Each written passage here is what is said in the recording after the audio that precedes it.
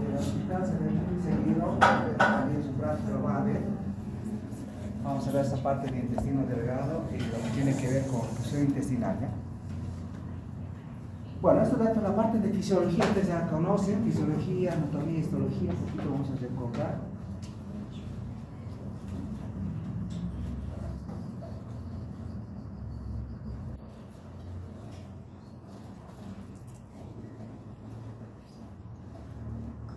Entonces veamos esta parte de patología del intestino delgado. Ustedes saben que el intestino delgado comienza en el píloro y acaba en la válvula vesical.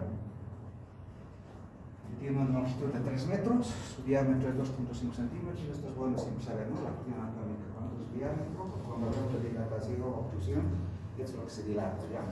2.5 centímetros de diámetro, 3 metros de largo, ¿no? Pero esto es cuestión de pacientes vivos, ¿no? Un paciente que ha fallecido, obviamente, el tamaño es mayor, hasta 6 metros, ¿no? Por la relajación del músculo, ¿no? Aumenta la longitud. Saben que se divide en 3 regiones, duodeno y un ovillo, eso ya lo saben ustedes. Muy bien.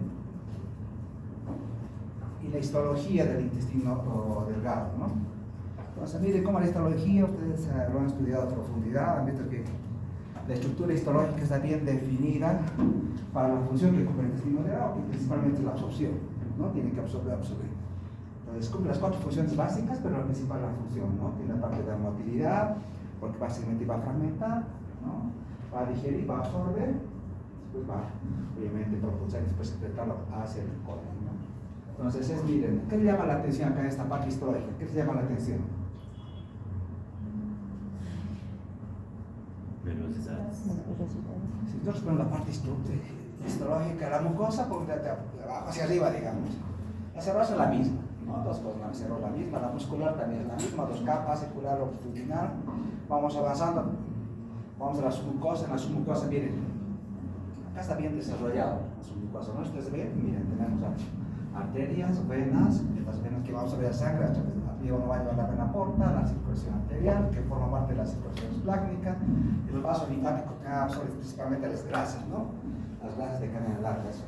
Esa función, miren cómo la estructura, el flujo sanguíneo es acá, es fundamental, un adecuado flujo sanguíneo. Imagínense si no tuviéramos nosotros esta mucosa, o tuviéramos, por ejemplo, como en estos casos tenemos las vellosidades, microvellosidades, si hubiera una atrofia de esas vellosidades, ¿existiría absorción? No. Por ejemplo, la enfermedad celíaca, atrofia, todas estas vellosidades, ¿no? Y se caracteriza justamente por atrofia de las vellosidades. Y si no hay vellosidades, no hay absorción. El paciente empieza a tener problemas de mala absorción y hace este retorno. Entonces, miren, esta es la estructura histológica, tenemos vellosidades, microvellosidades, pliegues circulares y todas las funciones que realiza el intestino delgado. Motora, porque tiene que segmentar y propulsar, digestiva y secretora, tiene función absortiva. El 90% de los nutrientes del agua la va a absorber, ¿ya? El 10% de la absorción se encarga del intestino grueso y el intestino y el estómago, ¿no? El 10%. Y tiene función inmunológica gracias a que tenemos su estructura, las células de Panel, que se encuentran en el lisosoma y que tienen funciones importantísimas inmunológicas. Bien, es la cantidad de líquidos que producimos todos los días y la cantidad de líquidos que se absorben en el intestino delgado. ¿Cuánto eliminamos? Apenas 0,6. Unas heces, todo se absorbe. Cada parte del tubo digestivo tiene glándulas, las cuales producen saliva por 1 litro. Nosotros ingerimos 1.3 hasta 2 litros. Jugo gástrico 2 litros, la ginestrótico 1 litro, jugo pancreático 2 litros. Pues miren, todo el organismo está fluyendo de líquido. Siempre líquido, ¿no? Por eso es importante al paciente, a cualquier paciente, la nutrición de líquido es fundamental. Es fundamental, el líquido es parte de todo, ¿no? Parte del funcionamiento de la célula tiene que ver con el líquido, así como el oxígeno nutriente tiene que ver con el líquido. Por ejemplo, a pacientes se decía que vienen con glicemias de 300 a la emergencia, le dicen, pero todo está con 300 en la emergencia, ¿cómo con la insulina?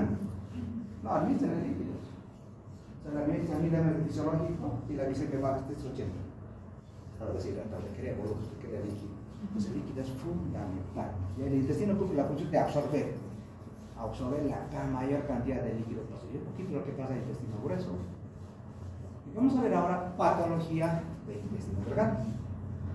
Vamos a ver obstrucción intestinal. Esto lo van a ver todo el tiempo en su práctica. Ya, todo el tiempo, obstrucción intestinal. alta, baja, alta, baja, alta, baja. ¿Cómo diagnosticarlos? Lo estudiar con ustedes. Entonces, ¿qué es obstrucción intestinal? Entonces, no es más que la alteración del paso o un impedimento al avance normal del quimo en el caso, o el bolo fecal en el caso intestinal. Por eso, ¿no? Esta obstrucción intestinal, alta o baja, puede ser mecánica, puede ser adictiva. ¿Hay algo mecánico que obstruye el tránsito normal del intestino delgado? Sí.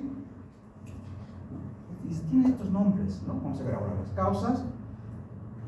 Mecánico también se dice obstrucción intestinal. O mecánica, obstrucción intestinal mecánica, obstrucción intestinal o hilio mecánico. Muchos utilizan indistintamente estos nombres y al final dicen lo mismo. ¿Ya? Hilio mecánico. El hilio adinámico, que es funcional, también se llama hilio reflejo, obstrucción intestinal o síndrome del Gini. Ya es una obstrucción intestinal. Eso va a llevarnos a un hilio adinámico. Si nosotros clasificamos de acuerdo al lugar de la obstrucción va a ser alta, la obstrucción va a ser baja. Y la obstrucción de intestino delgado, por eso puede ser no complicada o puede ser complicada. Complicada muchas veces con perforación de víscera hueca, con perforación de víscera hueca y subsecuentemente peritonitis. El paciente va a evolucionar con peritonitis. Entonces, cuando nosotros empezamos a desglosar y decimos, doctor, quiero ver qué es obstrucción intestinal. La obstrucción del intestino delgado, ¿qué tiene que ver con qué? Con esa obstrucción intestinal que se debe al bloqueo del tránsito intestinal, ya que impide, ojo, esto puede ocurrir, ¿no? Desde el ángulo de 3 hasta la válvula secal. Dice, el límite entre la obstrucción intestinal alta y baja tiene que ver con la válvula secal. Por debajo de la válvula secal es obstrucción intestinal baja, por encima de la válvula secal es obstrucción intestinal alta. Entonces, alta y baja. Hay algo que impide ese tránsito normal. ¿Y cuál es la principal causa de obstrucción intestinal? Las adherencias. La primera causa de obstrucción intestinal son las adherencias. ¿Cuántos de ustedes se operados? ¿Todavía? ¿Nadie? Por favor. Ojalá. Lo primero que siempre preguntamos cuando hablamos de ¿usted ha sido operado? ¿Tiene antecedentes quirúrgicos? ¿Qué tipo de operación le han hecho? ¿Ya? ¿Abierta? ¿Laparoscópica? ¿La han hecho por una cirugía complicada? Entonces es importante. ¿Ya? Desde el advenimiento de la cirugía laparoscópica, esto de las complicaciones por adherencia ha disminuido muchísimo. Antes esto era frecuente, ¿no? Las adherencias, esa fibrosis se forma dentro de la cavidad abdominal. Pues el paciente que viene con ese antecedente quirúrgico, sabemos que la causa es por adherencia. Entonces, todo ha sido operado hace que tanto tiempo. Sí, que tú me has hecho una cirugía abierta, le ha hecho ese tipo de procedimiento, abierto o laparoscópico. Si hay un antecedente quirúrgico, es la adherencia. ¿Por qué es importante esto? Porque la conducta es expectante. ¿Ya? Hay que manejar líquidos, electrolitos, no es que hay que operar ya. ¿No? ¿Por qué creen que no se debería operar ya? El paciente viene con obstrucción intestinal, tiene antecedente quirúrgico y tiene alta obstrucción intestinal, como vamos a ver. Y la principal causa es la adherencia. El paciente fue operado hace años por una adherencia complicada, perforada, con peritonitis, y de repente les hace obstrucción intestinal. ¿Sería conveniente operarlo o no? ¿Deberíamos operarlo o no? ¿Qué dice?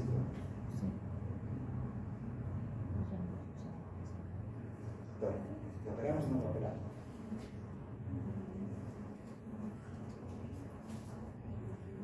Pues no, pero con operar no me lo operan, es un problema. No tanto, ¿no? Porque ya hay un trauma. Entonces decimos, ya no es un abdomen virgen, es un abdomen ya con muchas cicatrices. Si ustedes lo operan, van a peor su pronóstico. O sea, ya tienen cicatrices, ¿no? Intraabdominales, y mientras más el tejido fibrótico adentro, más probabilidad de adherencias. Entonces, no, de entrada no es la primera conducta. Ya, por eso la conducta siempre es primero expectante. Y a veces personas no se vean que hay líquidos, eso no es problema. Ya. Entonces, no es la primera, entonces eso es importante. Ahora, hernias es la segunda causa. ¿En quiénes tenemos que pensar cuando pensamos que la obstrucción intestinal es por hernias?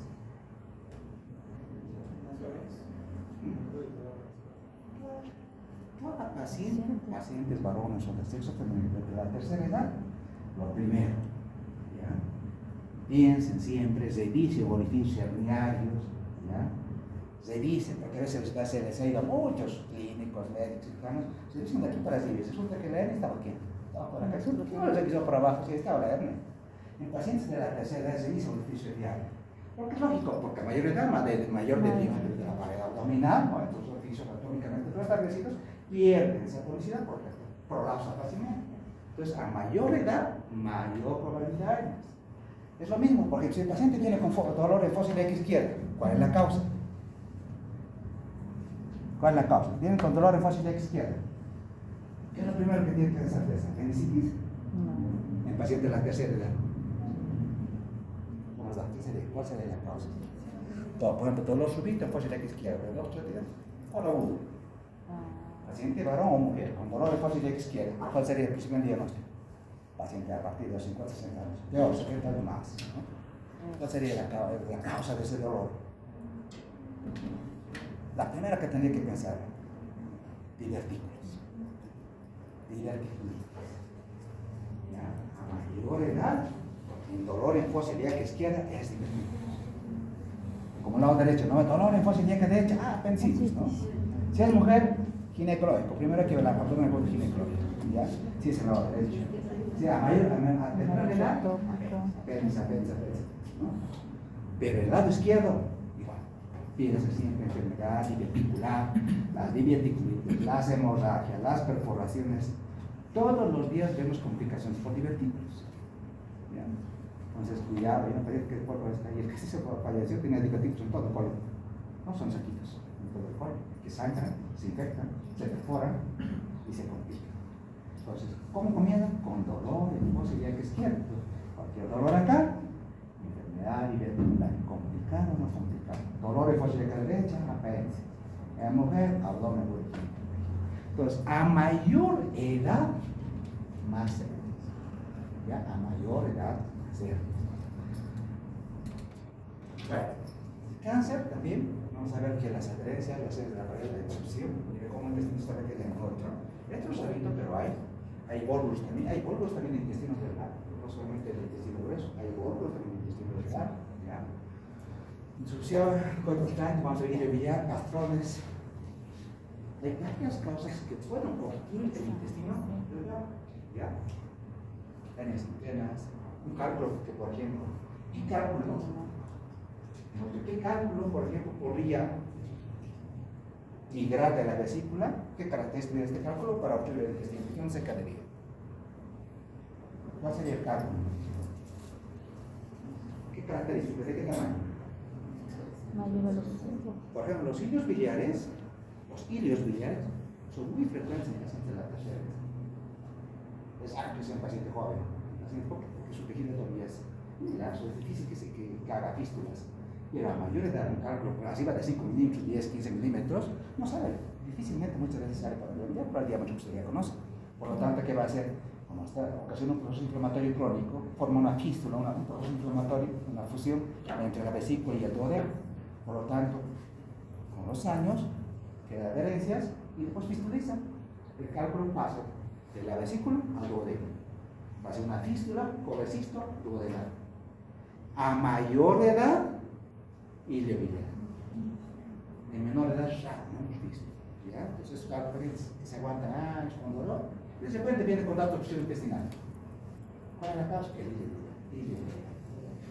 Bueno, entonces son las causas de iliobiliar, la percepción, bordes de intestino, son causas. Entonces. Y la principal causa, les decía, es la adherencia, chicos. ¿Ya? Entonces, antes les decía, los procedimientos laparoscópicos han mejorado alto el pronóstico, altísimo, ¿no? Cuando eran cirugías abiertas, miren, una apendicitis en varios estudios, una apendicitis simple apenas el 1% se complicaba con adherencia, ¿no? Pero una apendicitis complicada con peritonitis hace 3%. Mientras más complicada la cirugía, más probabilidad de adherencias. Mientras más cantidad de cirugías, más probabilidad de adherencias. ¿No? Si tiene 2 o 3 cirugías, porque apendicectomía, hernias, ese paciente va a tener más probabilidad de adherencias, más probabilidad, más cirugías, más adherencias. Más complicada la cirugía, más adherencias.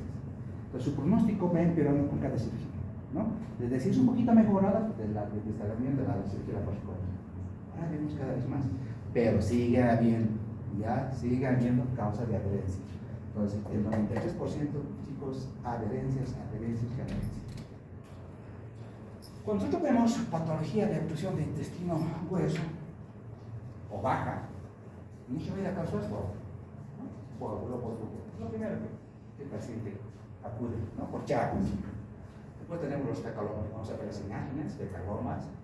Hemos dicho, a mayor edad, casa colorectal, es muy frecuente, chicos, se dice, haga tactos para siempre, si el paciente está, haga el examen, y el tacto es fundamental, peor si el paciente tiene anemia, perdido peso, casa colorectal, enfermedad diverticular, a mayor edad, mayor enfermedad diverticular, y la enfermedad inflamatoria intestinal, especialmente la de Crohn, es muy estenosante, ocasiona estenosis en colon. Y con usted sabe que vamos a ver que contiene desde la boca hasta ¿no? Y es transmural, pero hace estenosis.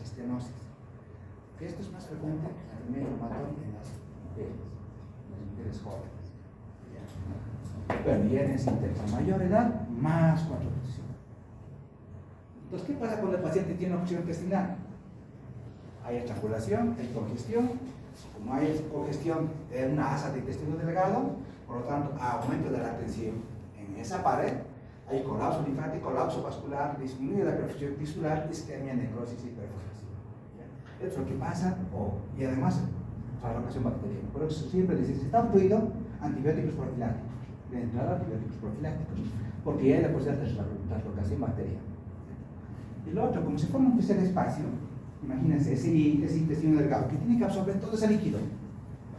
Al principio trató de vencer el obstáculo, la obstrucción. Pero como le fue imposible, porque la obstrucción ha sido mecánica, no pasa. ¿Qué va a pasar con ese músculo liso del intestino? Va a ser atónico, pierde la tonicidad, no se va a contraer. Pues empieza a acumularse, distenderse, pierde su motricidad y acumular el líquido. Y no va a poder absorber. Y el paciente empieza a tener distensión. No solamente por el líquido que está en el intestino, sino también porque no va a poder eliminar las gasas. Pero Dios, dos cosas que hacen que el paciente tenga obstrucción intestinal, ¿no? Y a la larga hace un síndrome compartimental. Entonces, ¿qué es lo que tenemos que hacer si el paciente tiene obstrucción intestinal? Primero, una buena anamnesis. Siempre, pregunten, siempre. ¿Está obstruido, doctor? Nada.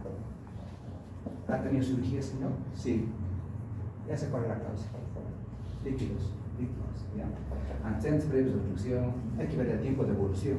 Ojo, cuando el tiempo es corto, 4 o 6 horas, hay una descendencia del epitelio, pero mayor tiempo, necrosis, ¿no? Ese tejido va a necrosar. De ahí la importancia de hacer un diagnóstico oportuno de una obstrucción intestinal. Mientras más antes hagan diagnóstico y ganemos tiempo, igual, ¿no? O siempre igual el tiempo es hora, el corazón, ¿no? El tiempo es miocardio, el cerebro, el tiempo es cerebro, lo mismo, el tiempo es intestino. Hay que acortar el tiempo, ¿no? Diagnosticamos al tiempo si es que no hay que operar. No podemos demorar, porque cuando entramos a operar, chicos, a veces el paciente ya tiene toda esa asa de intestino delgado, del intestino grueso, está isquemiado, está pioláceo. ¿Qué hacen los cirujanos? Primero, ven la viabilidad del intestino delgado grueso. Si se llega una hernia estrangulada, bueno, hacen que resuelvan el problema, ¿no ves? Y ven la viabilidad del intestino. Si en un tiempo determinado cambia de color, un color violáceo, un color medio rosado, hace que va a ser viable. Pues no le hacen directamente la sección, no de entrada, ¿no? Porque hay viabilidad. Puede revertir todavía. Ahora, si no revierte nada, hay que se la hace.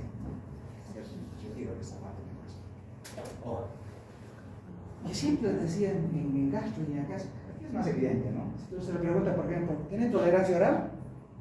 ¿Qué cree que va a tener el paciente? ¿Sí o no? No, pues, porque todo lo comí. No pasa, todo el tránsito está enterrado. Por electricidad, imagínense, hay una causa, independientemente de la obstrucción, puede ser intestinal, alta, baja, pero no se olviden que a nivel del estómago también hay una obstrucción, una gastroparesis obstructiva, algo que está obstruyendo el antro por la primera porción del duodeno. Ahí apenas puede estar una de las causas de obstrucción intestinal, sin pensar todavía en delgado o grueso. Entonces, ¿qué va a hacer el paciente? Lo devuelve todo, lo vomita, ¿no? No tolera nada, ¿no? Y por abajo, a ver, ¿tendrá tránsito? Tampoco, porque está obstruido, no bota gases, no hace baño, entonces el paciente empieza a distenderse el abdomen, no canaliza y lo vomita, ¿no? Esa es obstrucción intestinal, ¿no? No confundan mucho, porque de los otros hospitales nos mandan como doctor, tiene obstrucción intestinal, pero es asitis. Pero es difícil, ¿cómo pueden confundir asitis con obstrucción intestinal? porque la obstrucción es un cuadro agudo, eso es de horas, de minutos, es menos de 24 horas. El paciente de repente tiene dolor, distensión, vómito, es agudo. En cambio, la citis es progresivo, la acumulación es progresiva, eso no te va a llevar horas, probablemente días, probablemente semanas. El examen físico es fundamental, ¿no? Y voy a encontrar pacientes así, ¿no? ¿Qué les parece? A tener pacientes así.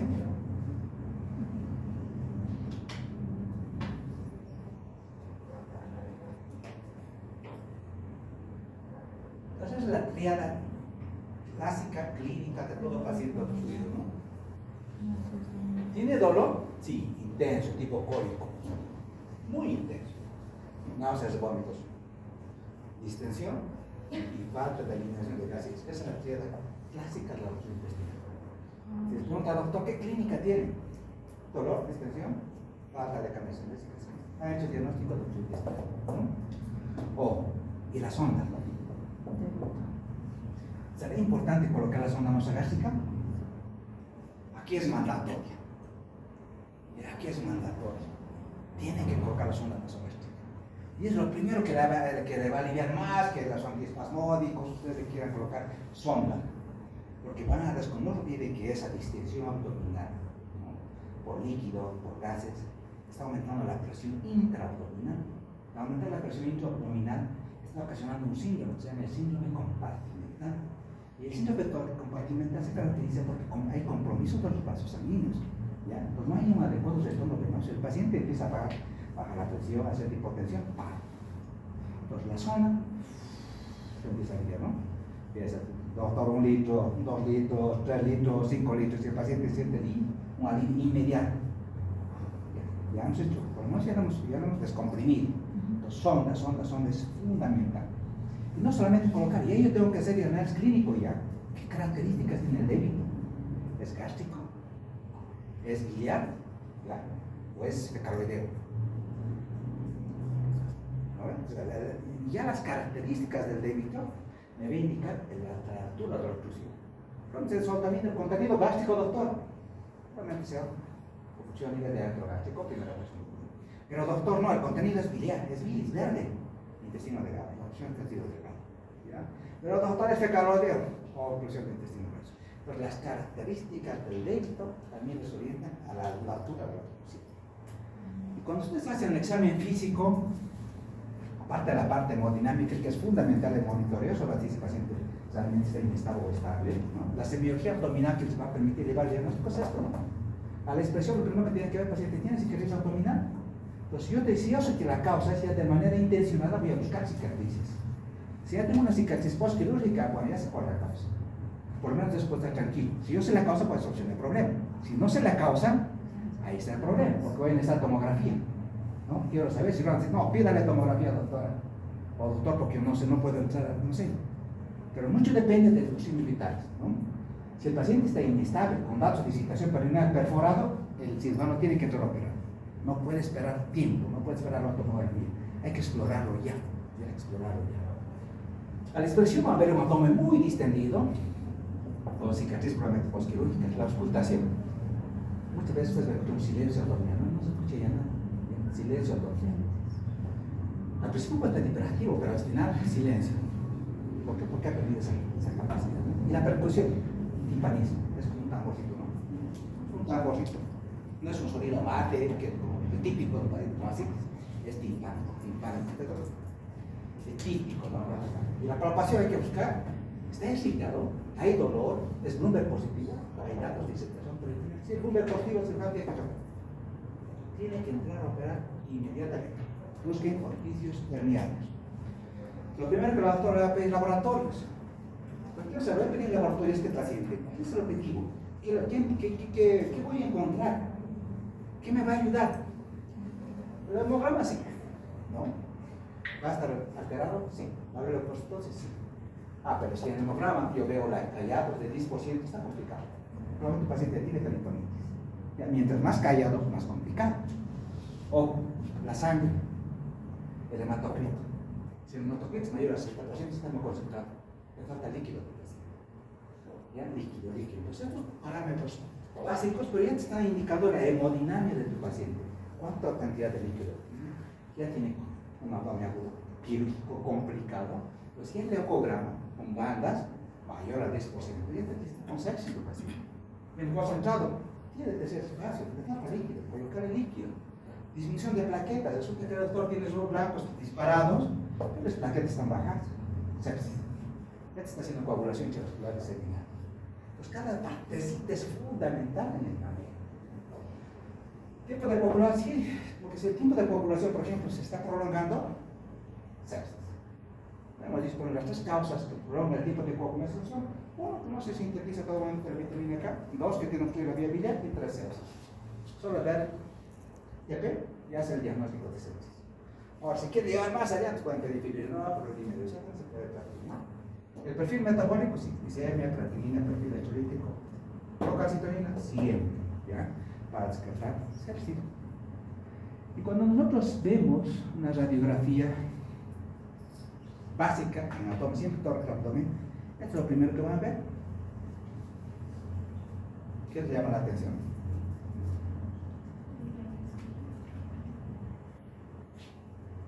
Siempre por placas, siempre nos comparamos. Es todo normal, siempre es normal. Pero si yo analizo más allá, parece no tan normal acá, parece como que hubiera una cama. Pero esto es un paquete. Pero miren este lado. El cirujano siempre pide esto. Y ustedes en la emergencia, cuando estén en la guardia, acá un limpito, a necesitos en el hospital, van a pedir placa tórax abdomen. Y en patología abdominal, lo primero que tienen que ver los semidiafragmas. Si por debajo de ahí esta mancha así, oscurita, negra, mira, ese semidiafragma, por debajo no hay aire subdiafragmático. Ese aire diafragmático, perforación de visceral. Se perforó el duodeno, se perforó ahí, ya se perforó. ¿Ya? Entonces, el cirujano ve esto, si tiene perforación, hay que operar. Y otro, miren. Aire subdiafragmático. Esto es una perforación del intestino grueso. Se perforó, mórbula, y la es aire. Esto no va a quedar blanco. ¿Ustedes ven? Aire, perforó. Hay que interrogar. Entonces, cuando ya vemos patología de, por ejemplo, radiografías, no tengo que ver, no se van a saber, hay que ver el intestino grueso o delgado. El intestino grueso vemos todo el colon, las aftas, y acá los válvulas conviventes, que vamos a ver, por ejemplo, cómo se ven en la plaquita. Miren cómo se ven las aftas, ¿no? Nos vemos intestino grueso. Y así se ven las válvulas conviventes, intestino delgado. Entonces, esto es importante, ¿no? Si yo quiero interpretar una obstrucción intestinal, quiero ver una placa de abdomen, una simple de abdomen, todo lo que está distal a la obstrucción está colapsado. No pasa nada, está obstruido, no va a pasar nada. Pero lo que es proximal a la obstrucción está dilatado. Entonces, para arriba dilatación, para abajo obstrucción, colapso. Y esto es lo que van a ver ustedes, una patología intestinal delgado. De la placa, pero todo está obstruido. Hay obstrucción de intestino delgado. Ya hay que diagnóstico. ¿No? ¿Pero qué características tiene? Cuando es intestino delgado, miren, siempre están en el mesogastro, siempre están al centro.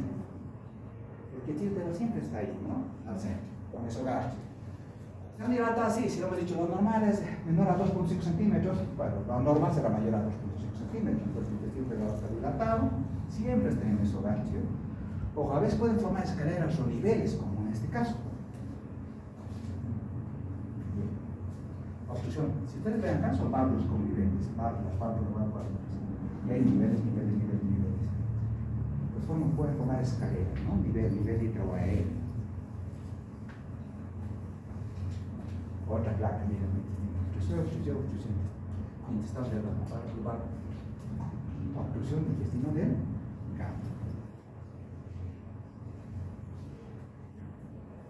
Obstrucción del intestino delgado, un cálculo. El cálculo tiene un cálculo grande, llegaste a la válvula seca, pero ahí no pasó más, ¿no? Obstrucción del intestino delgado. Bilio biliar, ¿no? Esa es la actividad del chicle, distensión abdominal, litiasis acá, y aerobilio. Cuando se perforó, hay una fístula entre la vesícula y el duodeno, eso ya el aire ha pasado del colon o del intestino delgado hacia la vesícula, o sea, aerobilio.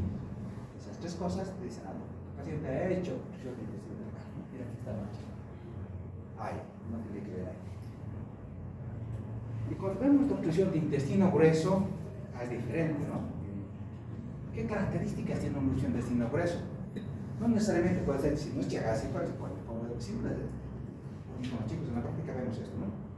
Primero, si ustedes vienen acá, si nosotros comparamos los diafragmas, está subido para arriba. Si vemos algo que está protrudiendo ese diafragma izquierdo hacia arriba, tiene patología abdominal. Hay algo que está haciendo que este colon externo, el marco, está protruyendo ese diafragma para arriba. ¿Ya? Puede ser un cáncer, hemos visto cánceres en el colon descendiente, cáncer en el colon rectal, cáncer. Y este ángulo esférico que se va para arriba. Entonces hay patología abdominal. ¿Se ven? Aortas. Entonces, ¿qué características? Hay dilatación mayor a 6 centímetros, siempre se encuentra en la periférica porque el marco colónico siempre está en la periferia, ¿no? Ojo, hay que buscar el sigmoides para indicar estenosis también.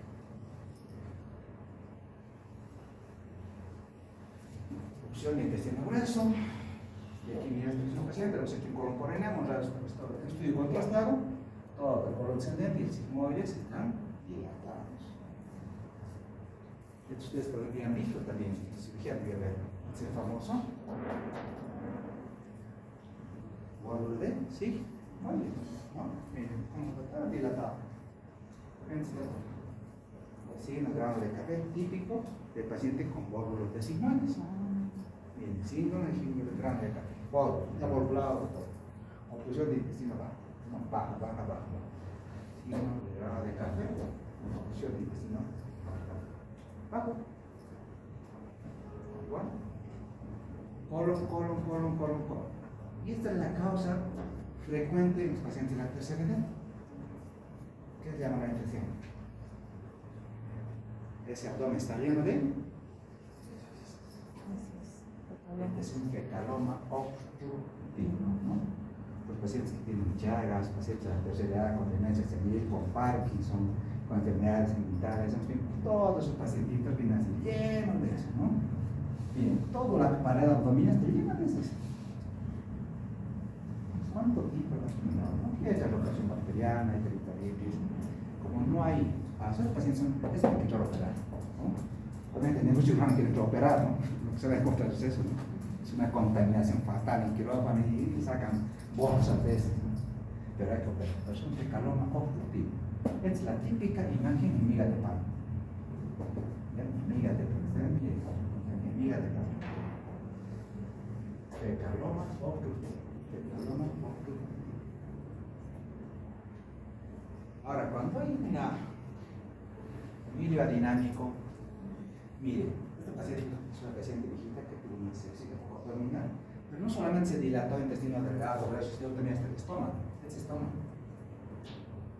estómago se dio adinámico por sepsis. Entonces hay una gastroparesia del intestino grueso, el intestino delgado, todo eso. En muchos casos tenemos que recurrir a esto, la tomografía. La tomografía es fundamental, no debe ser indicada solamente para ver etiología. Si no hay causa, yo quiero operar, pues tomografía. Quiero ver dónde está el problema, ¿no? Para que el cirujano se identifique el tipo de abordaje que va a realizar. Cuando nos pedimos tomografía, a veces nos llevamos esto, ¿no?